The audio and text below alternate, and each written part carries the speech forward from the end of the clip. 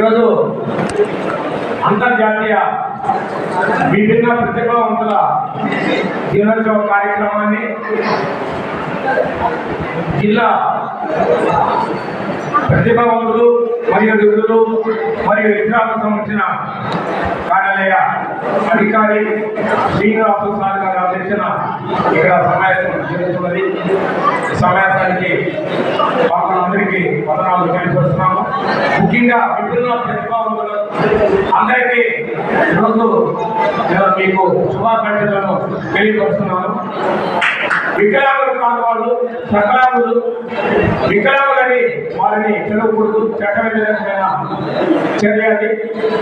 ఈనాటి కార్యక్రమానికి మనకి ముఖ్య అతిథులుగా మన హిమవంశీ గారు, ట్రైనింగ్ జాయింట్ కలెక్టర్ గారు, ఐఏఎస్ గారు వచ్చేసారు. వారికి మనందరూ తెలియపరుస్తున్నాము. ముఖ్య అతిథులు అలాగే చిత్తూరు నగర మేయర్ అమలా మేడం గారు విచ్చేశారు. వారికి కూడా మనందరూ తరఫున వందనాలు తెలియపరుస్తున్నాము. అలాగే ఈనాటి కార్యక్రమానికి ED minority corporation Harinath Reddy గారి సార్ వచ్చారు. వారికి కూడా వందనాలు తెలియపరుస్తూ అలాగే ఈనాటి కార్యక్రమానికి secretary officer EO office Jayaprakash Naidu గారు మన తరఫున వందనాలు తెలియపరుస్తున్నాం.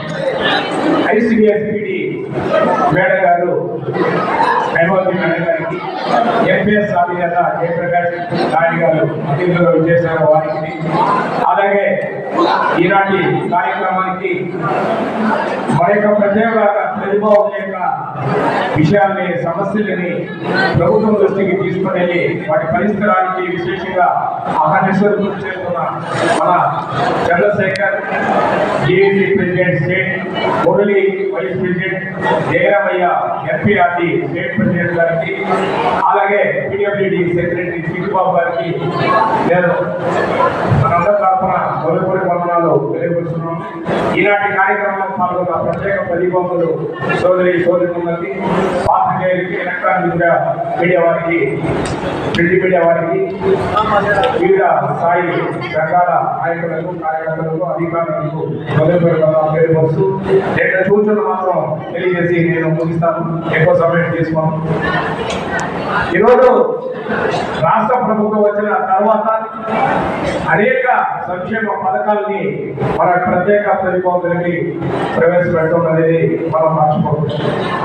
ఈరోజు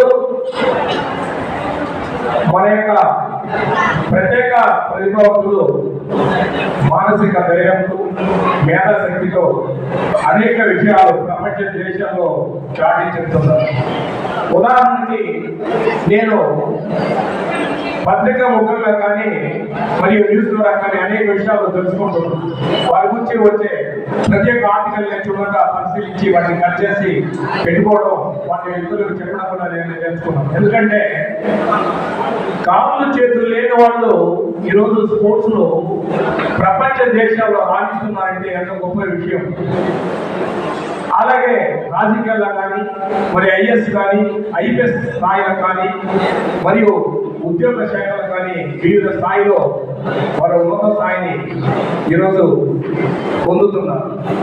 వారికి ప్రోత్సాహాన్ని అధికారులు కానీ కేంద్ర రాష్ట్ర ప్రభుత్వాలు అందించాల్సిన బాధ్యత కూడా ఎంతో ఉందని మీకు తెలియపరుస్తున్నాను. అలాగే ప్రభుత్వం కూడా ఇదివరకు ఉన్న 3% రిజర్వేషన్ ని 5% పెంచడం కూడా జరిగింది.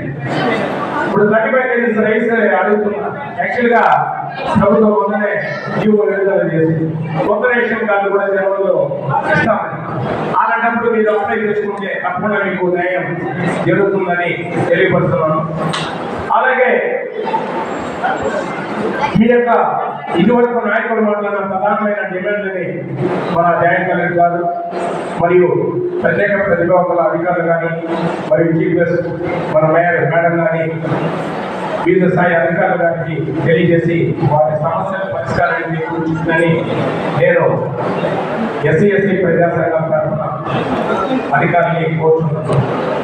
అలాగే ఈరోజు ప్రత్యేక ప్రతిభావంతులు ఈసారి చెప్పిన వాటినే కాకుండా రాజకీయాల్లో కూడా వాళ్ళు ముందుండి అనేక శాఖలు వాళ్ళు సేవలు అందిస్తున్నారు. కాబట్టి మనం ప్రశ్నించాలి, కానీ అలాగే ప్రభుత్వం ప్రవేశపెడుతున్న వివిధ పథకాలను కూడా మనం ఇతరులకి తెలియని వారికి తెలియజేసి వాటిని పొందేదానికి మనం కోఆపరేషన్ చేయాలి. వాటిని అప్లై చేసుకొని ఉన్నత స్థాయికి మీరందరూ ప్రత్యేక ప్రతిభావంతులందరూ ఉన్నత స్థాయికి ఎదగాలని ఆశిస్తూ ఈనాటి కార్యక్రమాన్ని మమ్మల్ని ఆహ్వానించిన మన ప్రత్యేక ప్రతిభావంతుల శాఖ అధికారి గారికి, మరి వేదికపై మా ప్రజలందరికీ, మరి యూనియన్ నాయకులందరికీ నేను యొక్క హృదయపూర్వక ధన్యవాదాలు తెలియపరుస్తూ, ప్రభుత్వం వీరి యొక్క సమస్యలని తప్పకుండా పరిష్కరించాలని మా యొక్క సంఘాల తరఫున కూడా నేను వినిస్తున్నాను. ఈ అవకాశం కల్పించినందుకు మీ అందరికీ హృదయపూర్వక ధన్యవాదాలు. జై గురు, జై గురు.